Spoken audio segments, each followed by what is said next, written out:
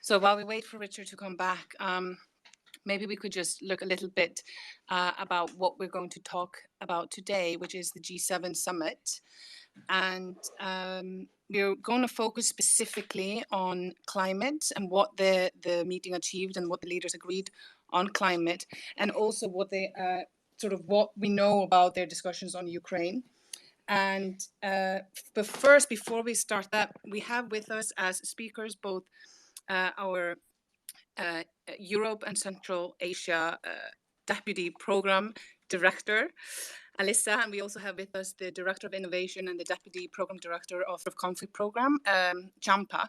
So Alissa, I wanted to first ask you to maybe tell us, because you were actually just in Ukraine and just came back, I think, this weekend. Could you tell us a little bit about what you encountered during your research there, and how did you feel that the conversations on the ground were sort of before we talk about the more high level discussions that happened at the G7? So Alissa, if you could unmute yourself, and then I'll give the floor to you. Sure, thank you, Alice, and it's a pleasure to be here on the first one. Technical issues aside, yeah. So I left Ukraine and had a bit of a taste without all of the physical, the emotions that some of the Ukrainians fleeing were having, because I left Ukraine on Saturday night and woke up to the train having broke down, and everybody looking at their phones and reading about the air sirens in Kiev and the missile strikes, which of course happened during the G7 summit, and nervously calling relatives and checking, how everybody was, and went on to have to scramble for marshrutki, or like little buses and taxis, to get to the border and cross the border for 3 hours on foot, where I was next to a woman who had been evacuated from Kherson and was on her way to Texas, and many people in the line had the stories that we've come to here already for months, but people, leaving areas that have been recently come under Russian control, which gives you a sense of the continuing and evolving conflict. I think for G7 leaders, obviously, the airstrikes on Kiev, which were the first in quite a while, and then followed up by a horrific strike on the wall, which killed at least 18 people, I think, and counting, were really strengthening resolve during the G7 discussions.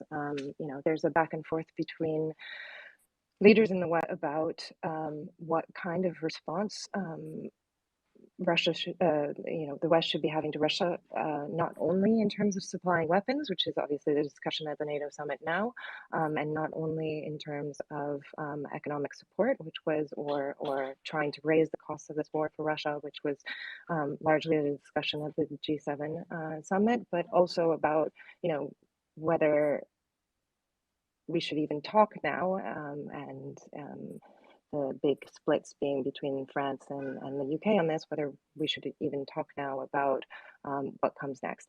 I think what you've heard over and over is that, and I think this was repeated at the NATO summit, that Western leaders are saying that they're going to back Ukraine as long as it takes, which is a bit of the mood that I felt in Kiev and in some of our research in Western Ukraine and other areas with IDPs.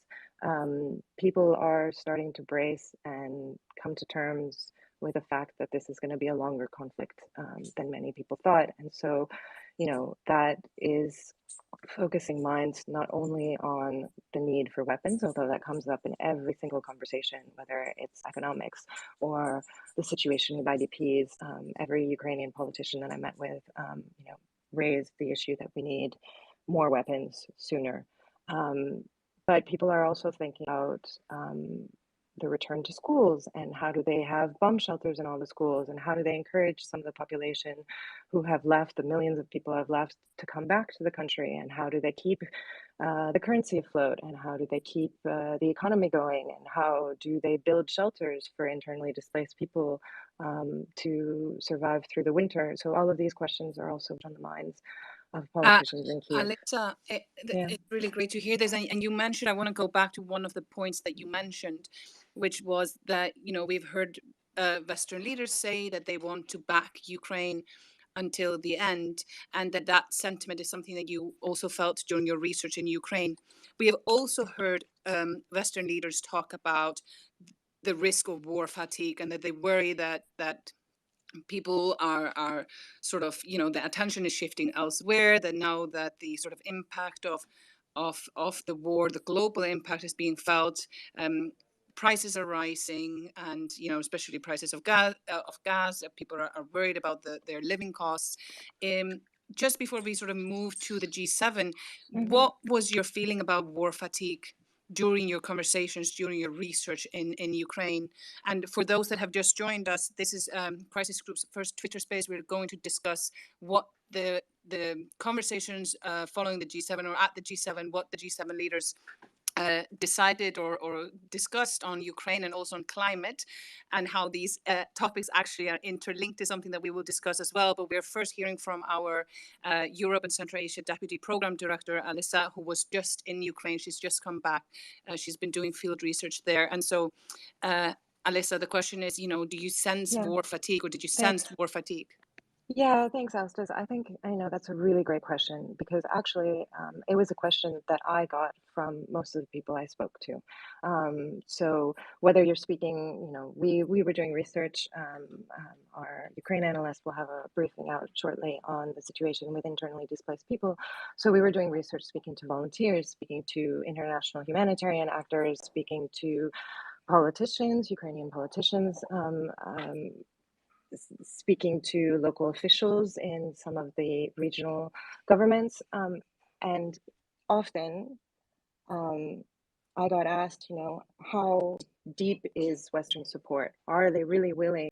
That there's maybe a bit of a feeling that the from these actors who are really on the front lines dealing with people, thinking ahead to the winter already, there is a really question of like, will we get the money that we need to keep going, to build shelters, to rebuild, and so there is a question from the actors on the ground about whether Western support will continue to be forthcoming. And, it was interesting that Zelensky spoke at the NATO summit today, and, he asked for more modern artillery and weapons, but he also said that financial support is really important. And currently, Ukraine has a budget deficit monthly of 5 billion a month that it's spending on defense. So, the other questions are really real there. I think also, from volunteers and on the ground, they are seeing less. In Ukraine, it was an amazing effort. Basically, the international humanitarian actors are slower to deploy, obviously, and Ukraine has a very active civil society, and so groups from human rights groups to you name it, football clubs, jumped in and started helping to get both what the military needed in terms of food and sleeping bags and things like that, but also really helping internally displaced people find home, helping to create spaces in the shelters, helping to send medicine or food to people through the post, which is still functioning really quite well. And so all of these groups did get quite a lot of support from partners abroad, and that they might, if they were more established NGOs, partners abroad that had been funding them in the past and very flexibly kind of shifted over, but also, people donating funds to help. And they're seeing less and less of that. So there is a concern there as well. I could keep going, but I'll leave it there. Thank you, Alissa. I think we have, do I dare see if Richard Gowan, who is our moderator, we hear you. Okay, well, immense apologies, everyone. I'm not quite sure what happened there. Something went wrong with my phone, and I was struggling with that, but now I'm back and really glad to rejoin the conversation. Alissa, I think you were just talking about what you saw in Ukraine. Maybe we can pivot now to what the G7 said about Ukraine and how effectively you thought the G7 responded to the current situation that the Ukrainians are facing, and whether you think that this was the right response. from Bavaria. Thanks, Richard. Well, I think we'll have more of a discussion around it, sort of conclusions and statements from the G7 when Champa can jump in. But the G7 was not short on statements, that's for sure. In terms of actual solid responses, there's a plan to ban gold import from Russia. And sort of the beginnings of another policy line in terms of trying to introduce price caps on Russian oil. So gold is important to Russia, and that's, I guess, a part of the wider trade picture. But for all intents and purposes, as I understand it, it's rather symbolic because gold refiners have, or the industry itself has effectively self-sanctioned by removing Russia from the certifying body, removed Russian gold refiners already, I think, back in March. And then, on the second policy, this big news around a price cap on Russian oil, that's a really interesting one. Russian oil has been selling at a discount for some time now already. So of course the goal is to reduce the amount of revenue that Russia is getting. Oil revenue is integral to its economy, and Western leaders have been doing everything in terms of sanctions to try to reduce that war chest. But there's another aspect to it, which is that they want to force down the price of oil and take the heat out of the global markets, and help with these really soaring inflationary prices at home. So the proposal is effectively to create sort of a buyer's cartel, which is also interesting because it flies in the face of a lot of antitrust policies in some states, and some people have been talking about that. But it's an interesting proposal in that it would sort of hit two birds with one stone. And so we'll have to see how that moves forward, because it's not at all a deal. It's a very difficult thing to do at home, and I think there will still need to be quite a lot of discussion around it.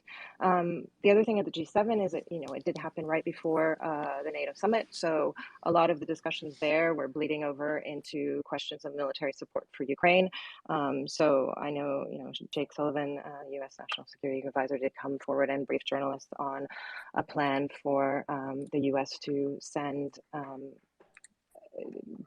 sort of medium to long-range surface-to-air missile systems for Ukraine that they've been asking for a while. So the focus was mainly economic, but really I think the leaders there were looking ahead towards the NATO summit and what kind of military support the Ukraine is going to get.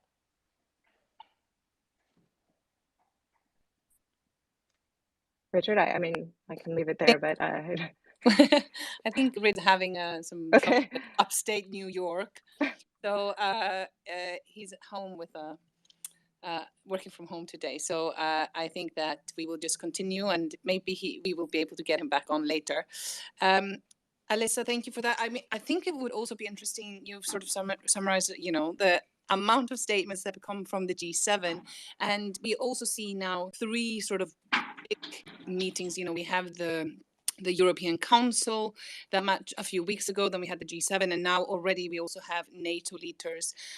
Is there anything, when you take these sort of 3 events together, that have you learned anything, or is there something that we can say about Western leader support? We saw that Boris Johnson said that he was worried about war fatigue, as I mentioned earlier.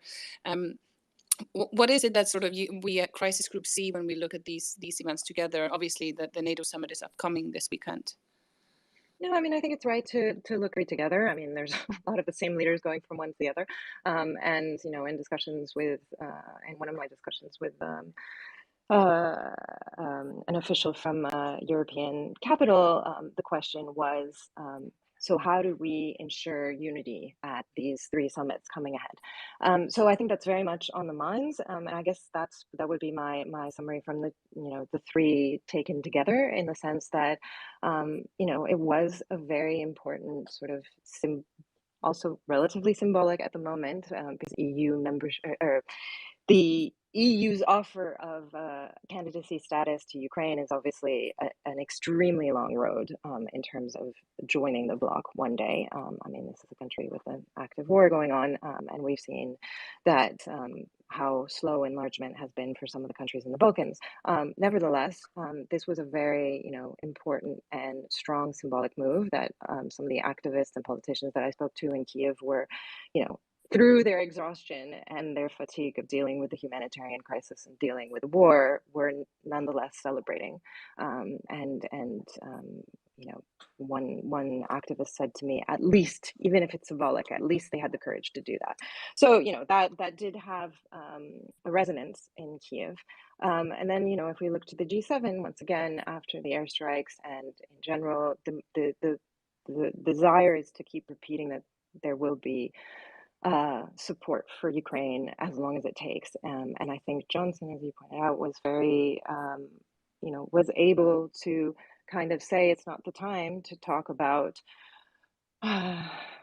what comes after an end to the fighting or an end to the fighting.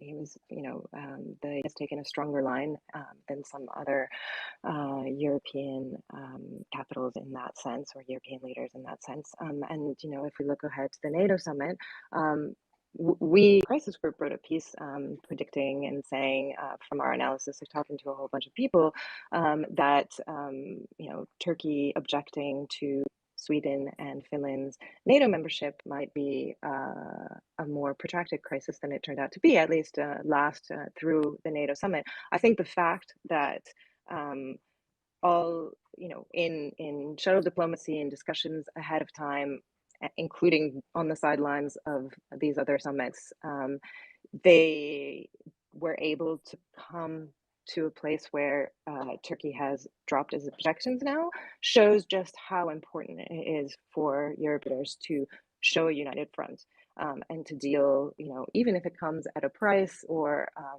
there is a concern amongst a lot of, in Washington and in Brussels, about kind of giving in or rewarding Turkey when it's trying to bargain for something or some asks.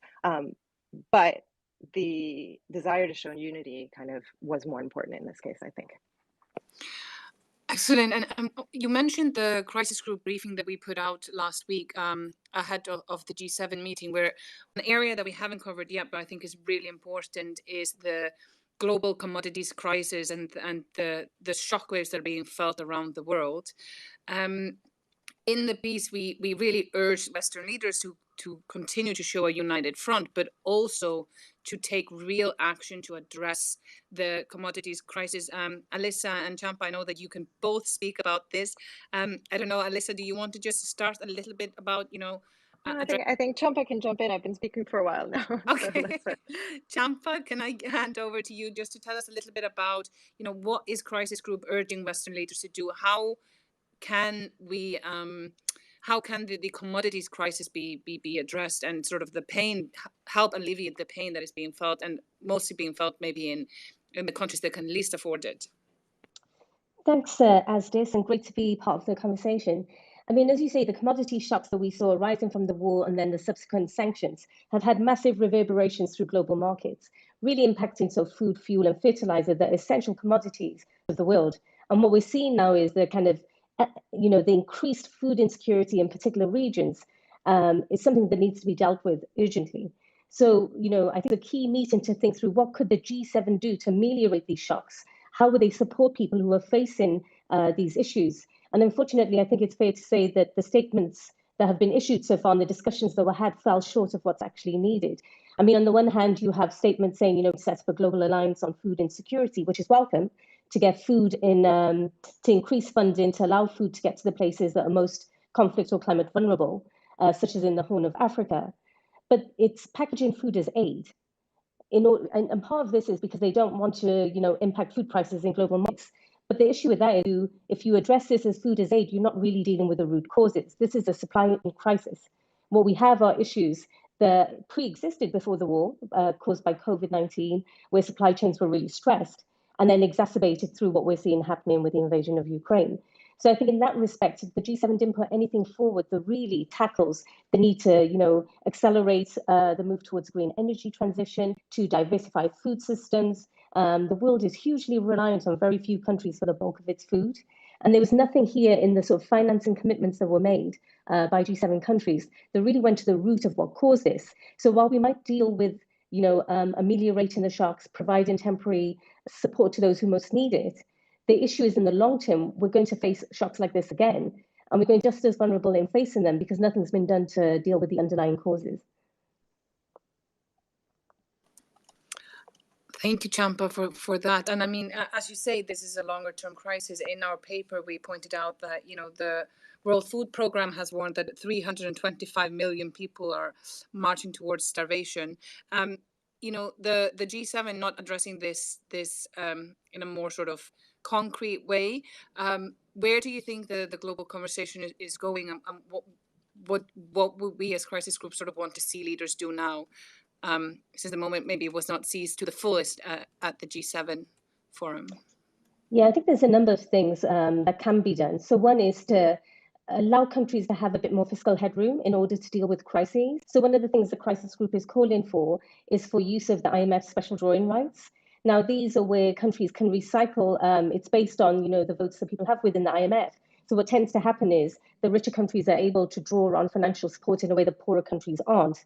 But you can recycle your SDRs. So in that respect, what we'd like to see is richer countries recycle their SDRs and allocate that economic support to poorer countries, which can then help them manage the debt that they have, help them provide subsidies to their populations, help them, have price caps that may help with food products within the country.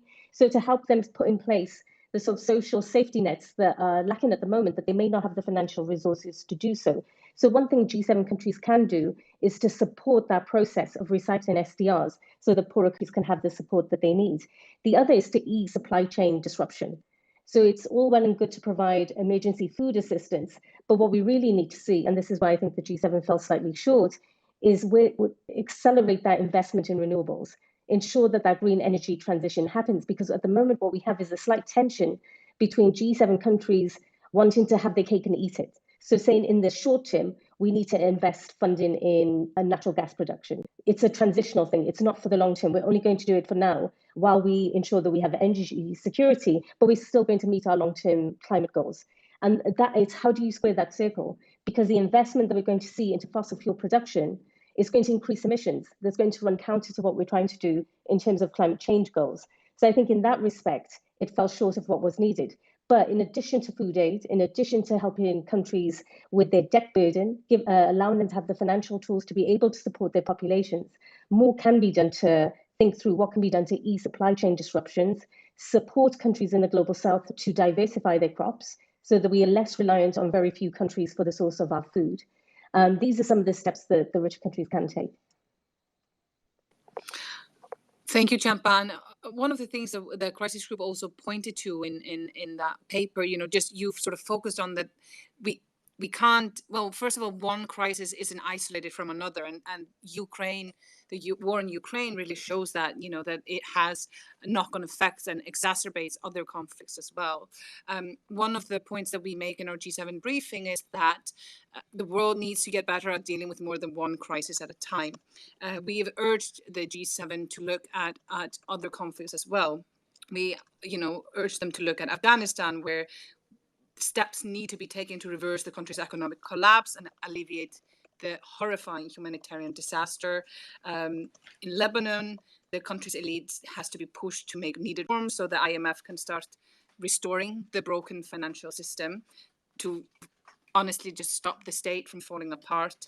In Ethiopia, of course, there's still the civil war is ongoing, and the list goes on. But one of the things we also talked about is that we really wanted to see the G7 focus on the impact of climate change on international security. You've sort of given us an example of the how climate and the Ukraine war are interlinked. But could you talk a little bit, Champa, about what the G7 leaders discussed about, or what the results were of their conversations? What do we know about their conversations on climate? And sort of what is your opinion of that? Well, the German hosts have always been really clear that climate is an essential part of the G7 agenda. And despite everything that's happening with Ukraine, they insisted that that was going to be a key plank of the discussions. But in several key areas, we either saw active backsliding or sort of stasis, as in no movement at all in terms of what needs to be done in order to meet their climate obligations, which in turn then would help reduce conflict risks. So to give an example, there was a previous commitment made by the G7 to end investments in overseas fossil fuel projects by the end of the year. But that's been tempered. So in the current G7 statement, what they say is there's an exception in limited circumstances to allow for fossil fuel production. And that's because they're trying to shore up their energy security in the short term. But as I was saying earlier, it goes against the long-term objectives of what they're trying to achieve. And it's not clear to me how you can take this approach of intensifying fossil production in the short term and still meet your targets in the long term. They have announced new initiatives that are welcome. They're promising more financing to countries to help them with their clean energy transition, countries such as India, Indonesia, Vietnam, Senegal is another country. They've promised to pledge more than billions of euros towards funding energy transition in those countries. So that's a good forward step. But at the same time, it's very concerning that what they're looking to do in the short term does represent some kind of backsliding on commitments that were previously made. And it's not just gas, it's coal as well. I think there was a lot of hope that in these discussions, the G7 would set a deadline for phasing out coal. And in fact, actually, we see the reverse as countries, Germany is one of them, have said that they're going to invest in coal power stations to keep the lights and heating on this winter. So our worry is that the commitments that have been made on the climate side are welcome, but if you look at them in a little bit more detail, they don't really go beyond reaffirming commitments that had already been made before. And there's a little bit of a worry that they kick the can down the road, because what they talk about is, we'll flesh this out, the forthcoming COP, set to take place in November in Egypt, which is the International Climate Change Conference, or the G7 in 2023. So it's essentially, it doesn't really go beyond reaffirming commitments made and then saying that the details will come later. But the urgency of the issues we face now, whether it's fuel or food or fertilizer that's also essential for food production, require urgent action now. It's not something that can really wait, months down the line to really what's needed. Indeed, and this is of course one of the things that our president and CEO, Comfort Aero, who as the sort of head of crisis group, is of course thinking about 70 plus conflicts, but she has said that climate change is one of the things that keeps her up at night, and the link between climate and conflict. Champa, could you maybe just talk a little bit about that? And I also want to invite our listeners, thank you all so much for being here with us. We have about 20 more minutes. So if there are any questions, you can either just send us a direct message here on Twitter to the Crisis Group account, or you can write them in a reply to the latest tweet about the space, which is on our account, or you should simply see it here on your phone or on your desktop where you're listening, and then we will be able to address the questions. I will be able to address some of them here. But while we wait for questions, just Champa, if you could talk a little bit about climate security and why Crisis Group is putting so much emphasis on that when leaders are discussing climate, for example, at the G7, but also in the upcoming COP in November, that conflict has to be part of the conversation. And maybe if you could give us a bit of a sense of where that conversation is today. Yeah, absolutely. To us, it's critical that conflict is part of that conversation, because half of the most climate fragile countries in the world also experience conflict. There's no way to talk about one without talking about the other. And what we find is that the peace and security debates, the ones that take place through the United Nations Security Council, see climate as the province of the UNFCCC, which oversees the climate work that's done internationally. And the UNFCCC sees peace and security as the remit of the Security Council. So it slipped between the gaps. But if we want to have effective action to reduce emissions, if we want to ensure a just and clean energy transition, if we want to make sure that people are supported through the ways in which climate change is impacting livelihoods, it's impacting the ability to access food, it's impacting the ability to grow food. If we want to make sure that people are protected against the harmful effects of climate change, we need to make sure the conflict is part of that conversation. So what we do at Crisis Group is, through our research and through our analysis, show those pathways, show the ways in which climate change is impacting conflict risks, how it's shaping, how it's informing what's happening. So, for example, what we're doing at the moment is looking at, how is flooding impacting the conflict dynamics in the South Sudan? How is it driving displacement? What are the specific trajectories that we see that drive people to move away because of climate change? And then what does this mean then for where they end up and the conflict risks they place, either through, being displaced or where they land with host communities?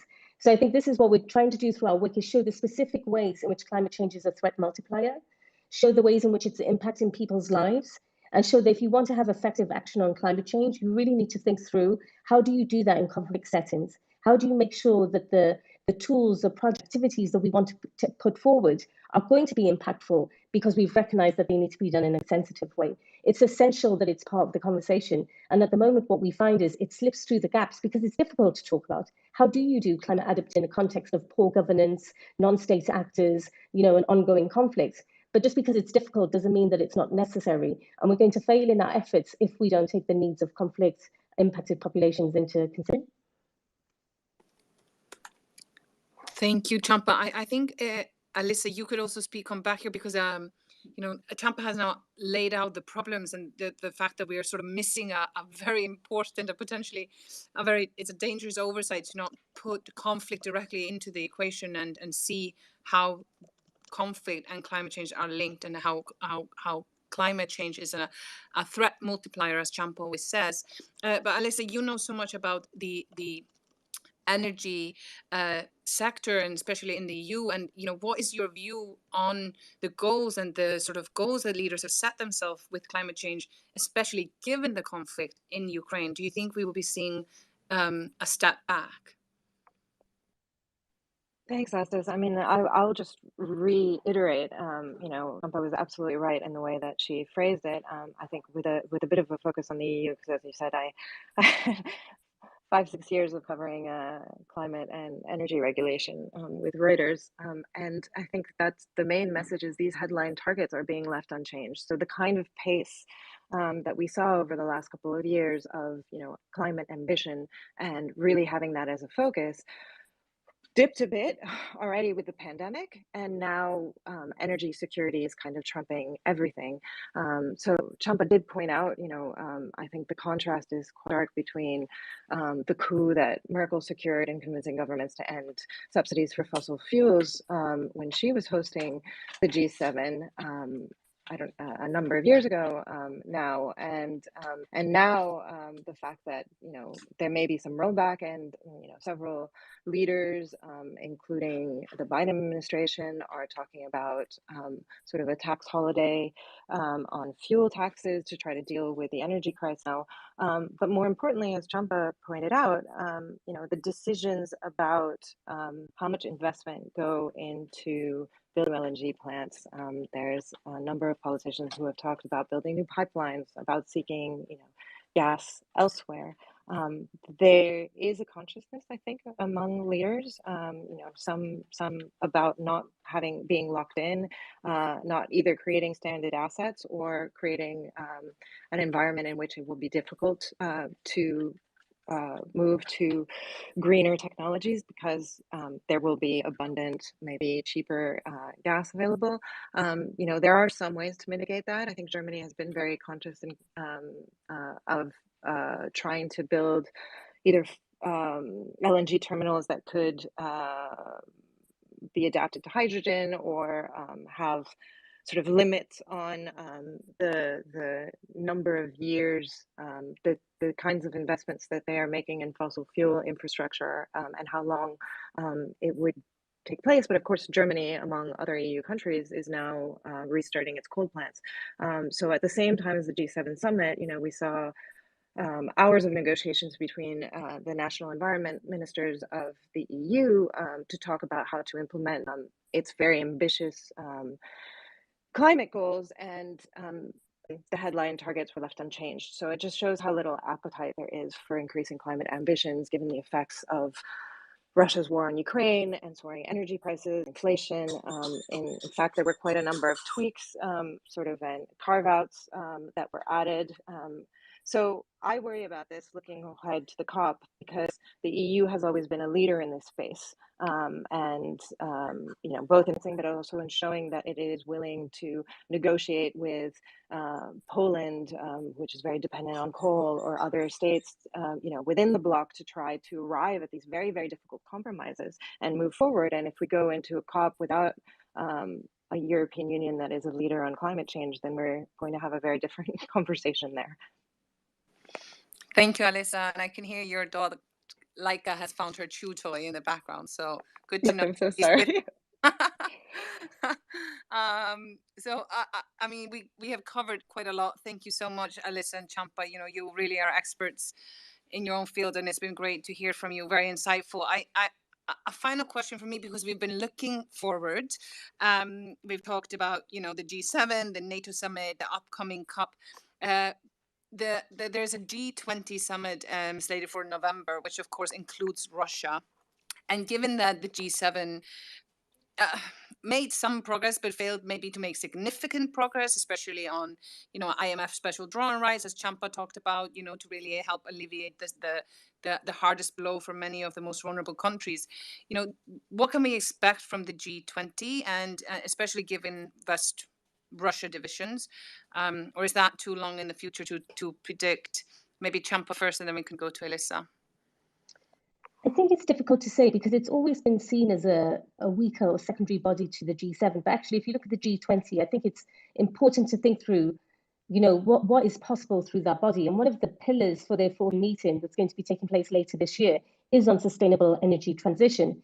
Now, with Russia being part of that conversation, it's very difficult to see how that conversation is going to happen in the way necessarily that's needed, because I imagine that's going to be one of the agenda items where you can see a lot of tension between sort of those countries in the West who want to see robust action on Russia and other countries who are part of the G20 that are still engaging with Russia, India, Indonesia, and others. So I think in that respect, it's difficult to see how that will play out. But I think there's a recognition amongst broader G20 countries that the current status quo is not sustainable. And they are looking to transition to green energy. But they want to do that. They need the financing to be able to do that transition, where sometimes I think you see a pushback from Global South G20 economies is where there's a sense of, you want us to reduce reliance on dirty fuels, but you're not willing to invest to help us to transition. And that fuel is essential to our development. So I think, if Western countries want to influence G20 countries in terms of, showing that they really are committed to helping these countries transition to green energy or to more sustainable energy, that has to come with actual financing to help those countries to do that, recognizing the sort of development needs that those countries have, where they do have, inequalities in their countries, poverty in their countries, trying to find ways to address the needs of their populations that can't wait 10, 20, 30 years. So I think in that respect, it's a difficult set of considerations for Western countries to handle, which is one, being robust with Russia, two, recognizing the economic and energy needs of developing country economies, and then three, being able to put forward actual initiatives that will really help those countries. And I think that will be key to see what comes out of the G20 discussions, whether there's meaningful progress on a sustainable energy transition, or you see what you happen with the G7, where you have a restatement of things that have been said before, but no real forward motion. Thank you, Champa. We've received one additional question, which is about just energy transition partnerships. It's a Hopkins podcast on foreign affairs who was asking us, and how infrastructure development, I'm guessing in conflict zones in particular, fits in with sustainability and what we've been talking about here, about the sort of, and I guess this also links to our vision of adaptability and understanding how that applies in conflict zones in particular. Yeah, and I think infrastructure financing is interesting because that's often a space of geopolitical competition. So, you have China's One Belt, One Road, then the G7 come up with their own initiatives, Build Back Better, and it goes back and forth, back and forth. But in that respect, it needs to be really driven by what countries need and shaped and informed by what is most going to help them in terms of their economic and development needs. And I think at the moment, what you have is big sums of money being thrown out. We're going to do this, we're going to do that. But it seems to be a battle for influence rather than something that's really genuinely going to shift what's needed within these countries. So I think in that respect, infrastructure is important, infrastructure financing is important. But for us, what we want to do is ensure that that's done in a sustainable way, that that's done in a conflict-sensitive way, and that those considerations don't take a backseat to geopolitical considerations. Our concern would be whether politics overshadow or lead to bad decisions in terms of the infrastructure that's supported, rather than making sure things are done that ensure inclusivity of communities, making sure that local communities are involved in the design and development of infrastructure, making sure that nobody's livelihoods are impacted, that they're not displaced by these mega projects. So I think it's so key to make sure that this financing that's going towards infrastructure that is very welcome has to be done in a locally sensitive and conflict sensitive way to make sure that it really supports climate adaptation and really helps vulnerable communities and doesn't become instrumentalized for geopolitical purposes. Now, of course, that's always going to be part of the mix, right? You're not going to have blocks of countries putting forward this money and not wanting it to serve any of their agenda. But I think there have to be ways in which we make sure that we don't lose sight of the people most impacted and that this actually services what they need. Thank you, Champa. We are now out of time. I want to thank everyone who took the time to be with us on Crisis Group's first Twitter space. We did miss Richard Gowan, who is actually the most entertaining Crisis Group Twitter staffer. So I do recommend you follow him. And maybe Gowan, I know that you're listening, you're lurking, so you can post all of the witty things that you would have said on the space in a Twitter thread. And we will get you to moderate an upcoming one so that our listeners and our followers don't miss out on your insights. Of course, you're also a great multilateral expert. So Alissa de Carbonnel, who is the Deputy Program Director for our Europe and Central Asia program, I recommend that you follow her on Twitter, as well as Champa Patel, who is our Director of Innovation and the Deputy Director of our Future of Conflict program. Crisis Group actually has an upcoming a Q&A on climate security and COP. So I recommend, if you are interested in hearing more about what Champa has explained here, stay tuned for that. And you can actually find all of these, both our Ukraine coverage, which we're covering quite extensively. As you heard, those of us who have been here for the hour, Alissa was in Ukraine doing research. She's just back this weekend, so we will have something coming out on that very soon. And we also have a special page that is linked to everything that Crisis Group is doing relating to the upcoming COP in November, the climate conference in Egypt. As we've discussed, we see the link between climate change and conflict as a real priority for a conflict prevention and conflict mitigation NGO like Crisis Group. So thank you all so much for being here. If you have any particular questions after this, you can always send us a direct message, and we look forward to repeating the Twitter space again. So thank you for being here, and have a nice evening, morning, night, wherever you are in the world. Thank you all, and thank you, Alissa. Thank you, Asta. Bye-bye. Bye.